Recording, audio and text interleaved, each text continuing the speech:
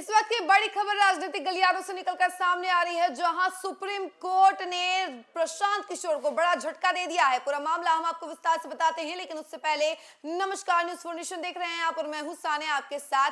प्रशांत किशोर जो कि राजनीति के चाणक्य कहे जाते हैं, उनको बिहार विधानसभा चुनाव में हार एक तरीके से एक्सेप्ट ही नहीं कर पाए हैं वो, और ये कहा जा सकता है कि प्रशांत किशोर काफी ज्यादा निराश चल रहे थे। सबको ये लग रहा था कि प्रशांत किशोर अब शायद राजनीति में कभी वापस कदम ना रखें। अब जिस तरीके से उनको हार मिली है विधानसभा चुनाव में, 0 पर आउट हो गए हैं, तो ऐसे में अब आने वाले फ्यूचर जो है उनका काफी ज्यादा खराब होने वाला है, ऐसी कयासें लगाई जा रही थी। लेकिन इसी बीच आपको बता दें कि प्रशांत किशोर ने सुप्रीम कोर्ट का दरवाजा खटखटा दिया और कहा कि विधानसभा चुनाव दोबारा करवाइए, क्योंकि जो रिजल्ट है वो काफी गलत है, गैर कानूनी है। क्योंकि जिस तरीके से एनडीए सरकार ने चुनाव से पहले लोभन देके, महिलाओं को लोभन देकर 10-10 हजार रुपए उन्हें दिया, ये काफी गलत है, गैर कानूनी है।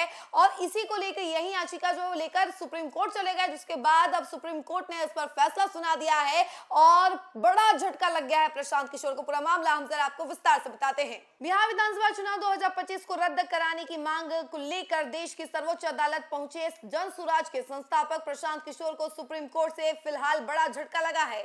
संविधान पीठ की नहीं बल्कि विवेक की अदालत में याचिका टिक न पाने का संकेत देते हुए सुप्रीम कोर्ट ने प्रशांत किशोर को पटना हाईकोर्ट जाने का निर्देश दिया है। शुक्रवार को हुई सुनवाई के दौरान अदालत ने साफ लहजे में कहा कि महिलाओं को दी गई सहायता राशि के आधार पर पूरे चुनाव को रद्द करने की मांग ना तो न्याय संगत है और ना ही संवैधानिक कसौटी पर खड़ी उतरती है।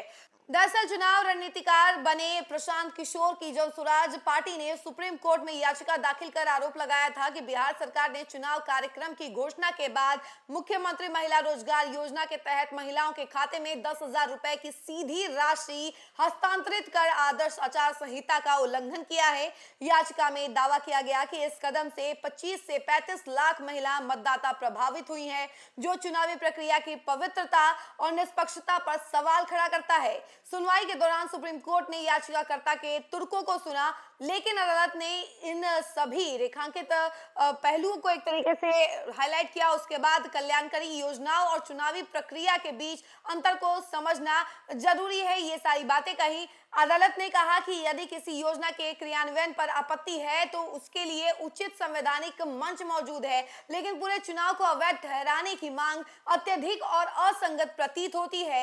याचिका में निर्वाचन आयोग से संविधान के अनुच्छेद 324 और लोक प्रतिनिधित्व अधिनियम की धारा 123 के तहत कार्रवाई की मांग की गई थी। हालांकि सुप्रीम कोर्ट ने प्रथम दृष्टया यह स्पष्ट कर दिया कि ऐसे मामलों में तथ्यों की गहन जांच और क्षेत्राधिकार के आधार पर हाईकोर्ट उपयुक्त मंच है। राजनीतिक गलियारों में इस आदेश को प्रशांत किशोर की रणनीति पर न्यायिक ब्रेक के तौर पर देखा जा रहा है। अब निगाहें पटना हाईकोर्ट पर टिकी हैं, जहां यह तय होगा कि यह मामला चुनावी अनियमितता है या फिर राजनीतिक नैरेटिव है।